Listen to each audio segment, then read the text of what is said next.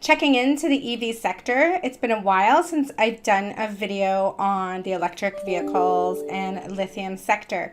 And the reason I haven't done a video is because we've had some euphoria and a little bit of a rally going on, and there wasn't anything different that I could analyze. So I just wanted to wait a little while, and there really wasn't any reason for me to analyze them as I wasn't scouting any positions in there. So now that we're getting some pullback, I've been basically charting all the different tickers. So I'm going to go through some of the levels that I'm watching for some pullbacks and some of the entries that I'm possibly going to be scouting in this sector.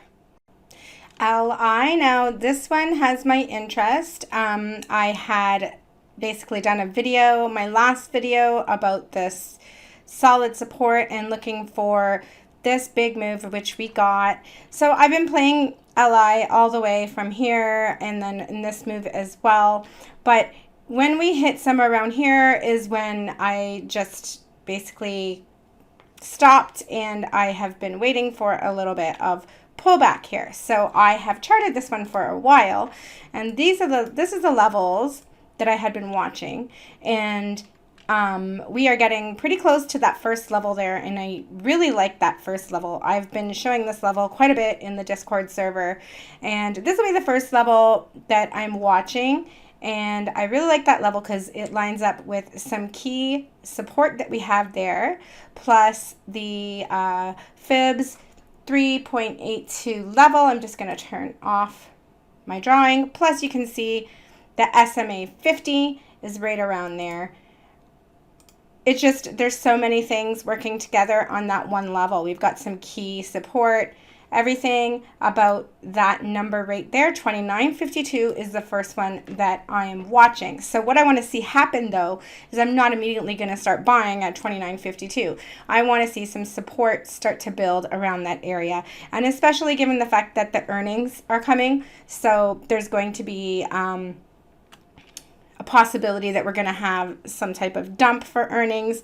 So I'm just watching that level, and in that case, if we do have a dump, then I'll be looking at the second level, which is the fibs 236 level, and we can see that area lines up with the SMA 200 and also some support that I have there at 27.63. So because I am a swing trader, I am looking for the big moves, and I just would be a lot more comfortable if we did pull into this demand. This is a previous demand area. You can see how many times we have bounced off this level. So I would be a lot more comfortable if we pulled back in the next few days to this area, and then I would start to scale my entry in here. And again, all this depends on when it's going to happen in regards to earnings, because typically I won't stay in any positions over earnings. But so these are the two levels I'm watching, and then in between those two levels is this nice little area that I got my eye on.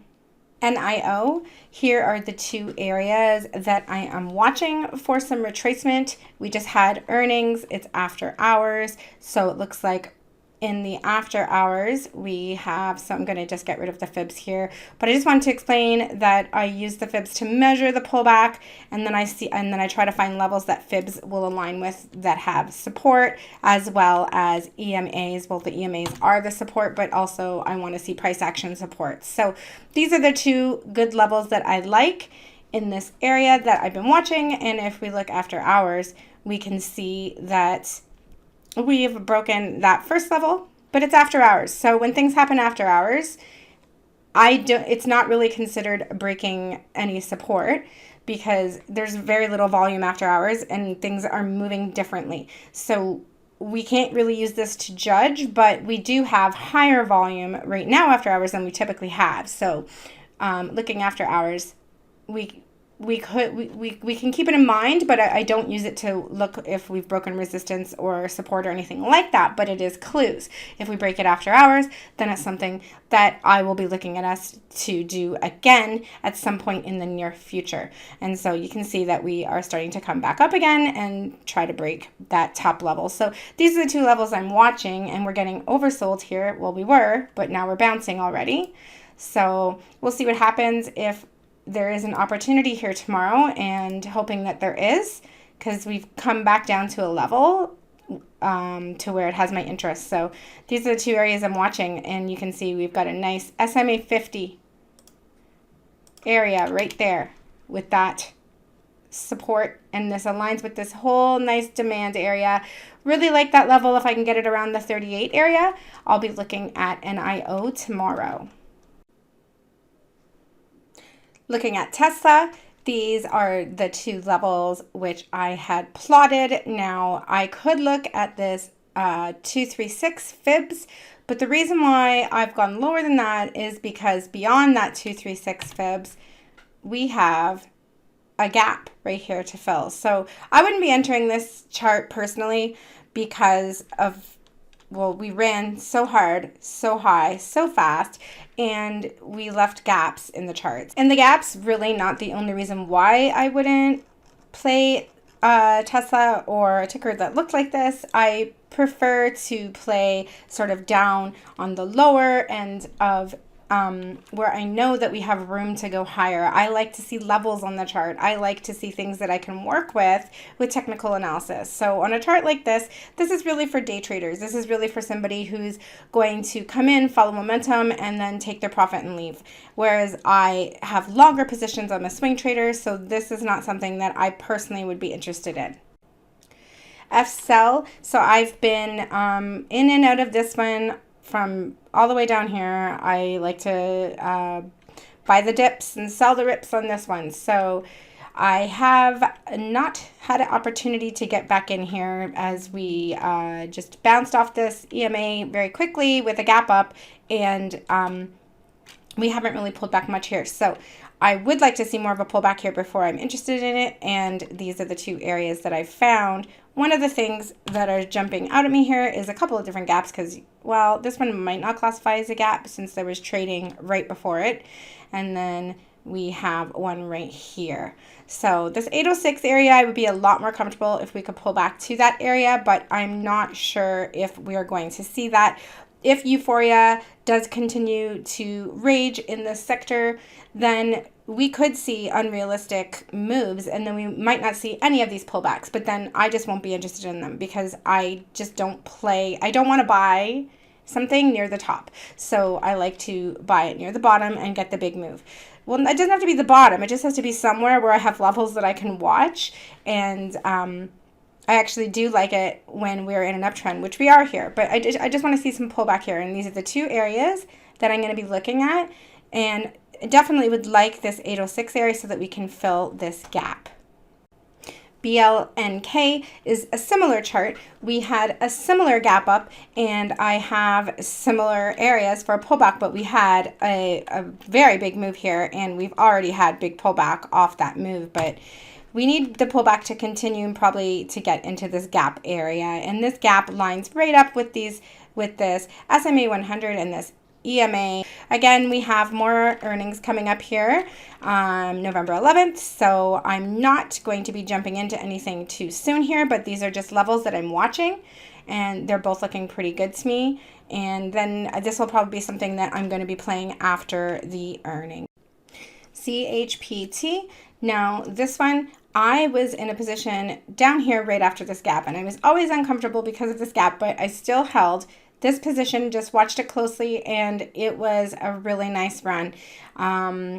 Took some really nice profit right around this SMA 100, and then we had a huge move off of it here. So I was not in that big move, but now I wouldn't be comfortable in getting in this one until I see some really sufficient pullback here. And like I said before, who knows if we're going to get that, but this is the level that I would look for, 2308 first, because this aligns really nicely with this EMA 26. This chart needs some consolidation, and yeah, we're just starting to get a little bit of pullback here, but so we can look first at this EMA 12 area for sure, but personally, I wouldn't be comfortable. It's just gone a little too hard, too fast for me. But what I want to explain is what I'm seeing in all these charts, because it's going to apply to the next chart, is this golden cross.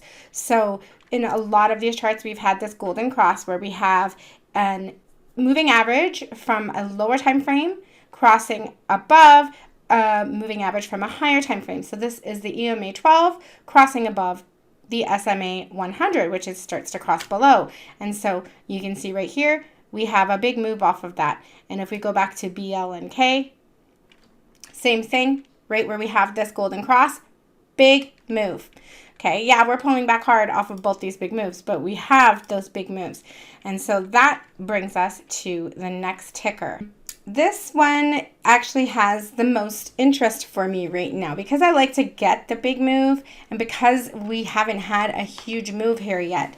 We have just been trying to peak over this SMA 100, and then we were tracing back down. We are holding this sort of support area, which was a previous resistance area, so it's a very strong area that we're holding. We're holding on the EMA 26. It just looks like this one is getting a little bit primed, and if we can see further market strength, we could see a nice move off of this one here. So it might take a couple more days, so I'm just going to keep my eye on it, but I want to see if we can maybe we'll just keep stretching out this symmetrical triangle and filling it in further until we break out. But basically, I'm going to set some alerts for some breaks over resistance on this. And then if I see some resistance breaks of 2704, then I put that in my platform, and then I will start checking back into this one and possibly start scaling in here. You can see on the hourly. We just keep on filling in here. If we break bear out of this pattern and we break the support, then I just continue to wait. So this is where we're at with this one though. I don't really need to see any big pullback here. This one, it looks like it could be close to having a nice move soon. And so while I'm watching for that pattern to break, I'm also going to be watching for this possible golden cross if we continue moving, or if we start to move up and then this EMA 12 starts coming up to cross that SMA 100 or gets even close, then I think soon I will start to be scaling in here if everything continues to look good in the market, because we could just have a huge gap up, just like all the other golden crosses that we've seen in this sector. So this one definitely has the most of my attention. So that's it for the analysis of the EV sector today. So for the most part, we are seeing a lot of euphoria was in the sector, and we are seeing some pullback. And as I went through a lot of the tickers here, I would like to see some retracements in a lot of them because they've run too hard. And I never like to buy at the top. So that's just the way that I trade. But you could use these levels to day trade or whatever it is that you're interested in. Everybody has to have their own tolerances. But another thing to be aware of is the overall market has just been rallying pretty hard lately. Tech has been just through the roof. I actually have a short on tech right now. One thing I'm always doing in the overall market is I'm watching the overall market. I have a large list of tickers that I watch in all the different sectors, because just knowing what your particular holdings are doing is not going to basically have you prepared for changes in the overall market. So I'm watching the overall market, and there are some areas where I do want to see some retracements, as well as seeing some retracements in these particular tickers. So if you have any questions or comments about anything I've analyzed, please post it below, and otherwise I'll see you in the next one.